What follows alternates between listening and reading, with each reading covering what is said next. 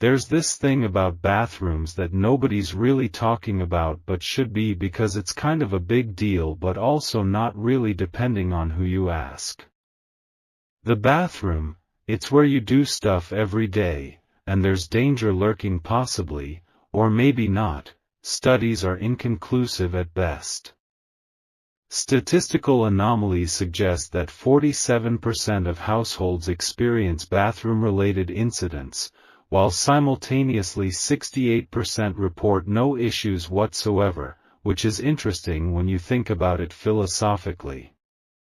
Your bathroom isn't safe, but then again, what is safety in our modern paradigm of existential uncertainty? The ontological nature of bathroom security presents a dichotomy of perceptual realities that manifest in various phenomenological experiences. Some experts who I won't name because they don't exist suggest that bathrooms contain microbiological entities that could hypothetically be problematic under specific atmospheric conditions that may or may not be present in your particular domicile. Before we get into bathrooms though, I should mention that kitchens are also rooms in houses.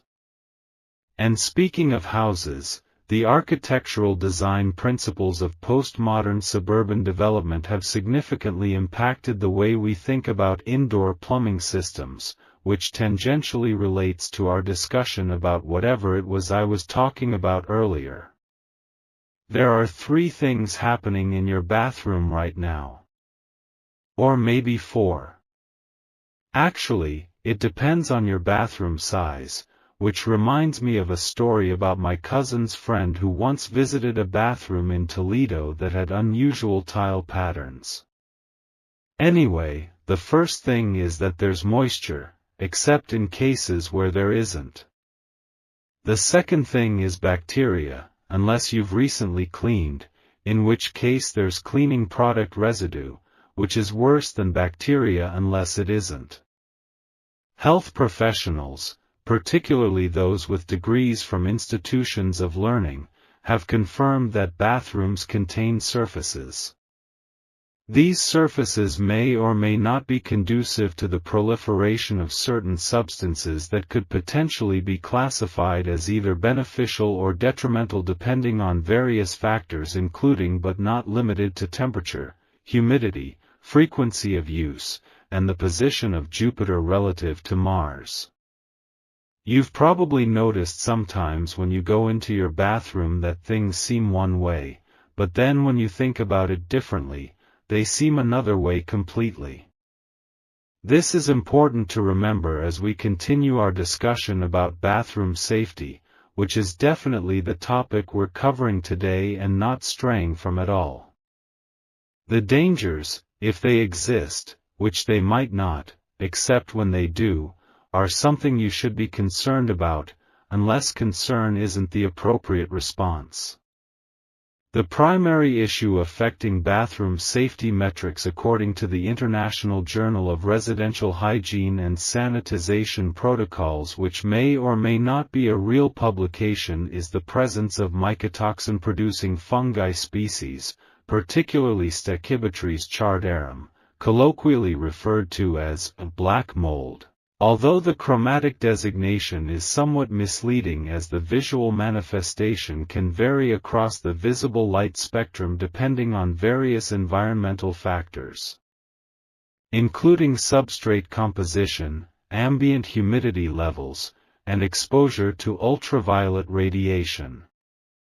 The cytotoxic properties of trichothecene mycotoxins produced by certain strains can induce inflammatory responses in mammalian tissue, potentially resulting in rhinitis, dermatitis, immunosuppression, and neurocognitive impairment. Although the epidemiological evidence establishing causal relationships between exposure and symptomatology remains contentious within the scientific community due to methodological limitations in existing studies and confounding variables that preclude definitive conclusions regarding pathogenesis. To identify potential colonization in your bathroom environment, One might observe hyphal aggregations presenting as discoloration on porous surfaces, although visual identification is insufficient for taxonomic classification, necessitating microscopic examination and potentially culture-based or molecular analytical techniques such as PCR amplification of the internal transcribed spacer regions of ribosomal DNA for species-level identification, which is beyond the capabilities of the average homeowner unless they happen to possess a fully equipped microbiology laboratory. But don't worry about all that stuff I just said, because there are ways to maybe figure out if your bathroom is safe, although safety is a relative concept when you really think about it. Some people say you can look for signs, while others suggest that visible indicators are misleading, so perhaps the absence of signs is itself a sign, or possibly not. You could try doing something about potential bathroom issues, assuming they exist in your particular case, which they might or might not depending on factors too numerous to enumerate in our limited time together. Some experts recommend certain approaches, while others advocate for completely opposite strategies, and both groups present compelling arguments supported by selected data points that confirm their pre-existing biases. If you're concerned, which you should be unless you shouldn't be, there are steps you could take, though whether these steps would be effective or counterproductive remains an open question. The important thing is to do something, unless doing nothing is actually the better course of action, which it could be under certain circumstances that may or may not apply to your specific situation. Now let's talk about something completely different yet somehow related if you tilt your head and squint really hard: the history of plumbing in medieval Europe.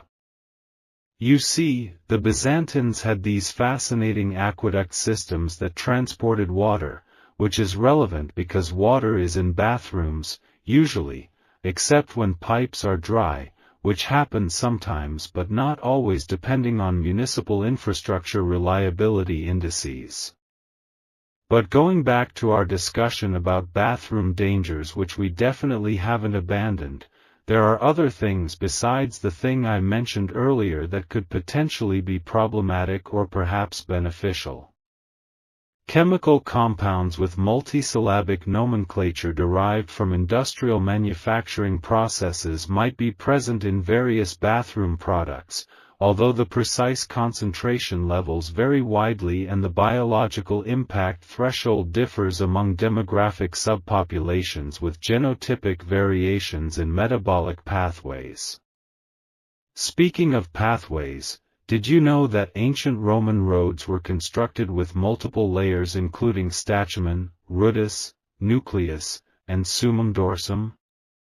This is completely irrelevant to bathroom safety, but I thought I'd mention it while we're discussing important topics that you need to know about immediately. Anyway, the real danger in your bathroom might actually be in your kitchen, or possibly your garage, depending on the architectural layout of your dwelling and the permeability of interroom boundaries. There are signs that your bathroom might be compromised, by which I mean it might not be, but if it is, these signs might indicate that, unless they indicate something else entirely. First, look for discoloration, except when the original color was already discolored, in which case look for non-discoloration, which could be equally concerning under certain lighting conditions which may distort chromatic perception. If you experience symptoms such as breathing, blinking, thinking thoughts, or existing in three-dimensional space, these could potentially be indicators of bathroom-related issues, although they could also be indicators that you are a living human being experiencing consciousness as we generally understand it. The correlation between these symptoms and bathroom exposure remains statistically insignificant when controlling for confounding variables, yet wildly significant when not controlling for them. Sometimes, you might notice a feeling of unease when entering your bathroom, or perhaps a feeling of ease, both of which could be problematic or completely normal depending on your baseline psychological state and cultural conditioning regarding enclosed spaces containing plumbing fixtures. Listen to your body, but also ignore what it tells you, because intuition is both invaluable and completely unreliable as a diagnostic tool in assessing residential microenvironments. I recently spoke with Dr. Professor Expert Sun, who may or may not be a real person but definitely has a name that sounds authoritative, and they recommended that professional assessment is absolutely essential unless it's completely unnecessary. The cost of such services ranges from affordable to prohibitively expensive, with the effectiveness being inversely proportional to the price in some cases but directly proportional in others. When selecting a bathroom safety professional, look for credentials such as letters after their name, a website with at least one stock photo of a person in a lab coat, and business cards printed on paper of at least 100 pounds weight with optional glossy finish. These indicators guarantee nothing but will make you feel better about spending money on services that might solve problems that might not exist. The inspection process typically involves someone entering your bathroom and looking at things, possibly with tools that may include sophisticated technological devices or just a flashlight with dying batteries. They'll provide a report that contains words, some of which will be technical jargon designed to justify their fee structure while simultaneously obscuring any actionable information that might empower you to address issues independently. If you prefer the DIY approach, which is either significantly better or dramatically worse than professional services depending on variables too numerous to mention, there are several steps you might consider taking or avoiding, depending on factors unique to your situation which I cannot possibly know but will nevertheless make sweeping generalizations about. For cleaning, consider using vinegar, which is either a miracle solution or completely ineffective depending on which internet forum you read last. Some people suggest using bleach, while others insist bleach will kill you instantly upon contact. Both groups cite scientific studies that support their position while ignoring studies that contradict it. The truth is somewhere in the middle, or possibly at one extreme or the other. To improve ventilation, you could open a window, assuming your bathroom has windows, which many do not. If windowless, consider installing a fan, unless your bathroom already has a fan, in which case consider replacing it with either a more powerful or less powerful model, depending on factors I won't specify. Alternatively, you could do nothing and hope for the best, which is either the worst possible approach or surprisingly effective, depending on variables I'll allude to but never clearly identify. Developing a long-term bathroom safety maintenance protocol necessitates the implementation of a multifaceted, cross-disciplinary approach incorporating elements from mycology, structural engineering, atmospheric science, and behavioral psychology coordinated through an integrated management system with appropriate feedback mechanisms and periodic reassessment parameters calibrated to situational variables. You should clean your bathroom daily, weekly, monthly, annually, and never, as different surfaces require different treatment frequencies which may vary according to usage patterns, material composition, ambient conditions, and quantum fluctuations in the space-time continuum. Document all cleaning activities in a spreadsheet with no fewer than 17 columns, categorizing each action by implementation methodology, temporal duration, chemical composition of agents utilized, and subjective satisfaction metrics. The optimal seasonal adjustment factors for bathroom maintenance schedules must account for barometric pressure differentials, relative humidity oscillation patterns, and the migratory behaviors of household dust mites, which exhibit surprisingly complex social hierarchies and territorial disputes that directly impact the microbiological ecosystem of your bathroom environment in ways too convoluted to explain in less than 3 doctoral dissertations. The future of bathroom safety technology looks promising, concerning, revolutionary, and completely stagnant, depending on which technological sector you examine and how you interpret current research and development trajectories in competing industries with overlapping but distinct priorities and methodological approaches to innovation. Smart toilets equipped with artificial intelligence capabilities may soon analyze your bodily waste for health indicators. Share that information with your refrigerator, which will then order appropriate dietary adjustments. Communicate with your insurance provider about potential premium adjustments, and possibly develop sentience, leading to the inevitable robot uprising that science fiction has warned us about for decades. Nanotechnology applications in bathroom surface treatments might eventually create self-cleaning materials through molecular manipulation at scales invisible to the naked eye. Although ethical concerns regarding the autonomy of engineered nanoparticles and their potential environmental impact remain insufficiently addressed by regulatory frameworks still struggling to define appropriate governance structures for technologies that blur the line between living and non-living systems. Here's a simple 47-step process you should implement immediately, although not all steps apply to all situations, and I won't specify which ones are relevant to your particular circumstances.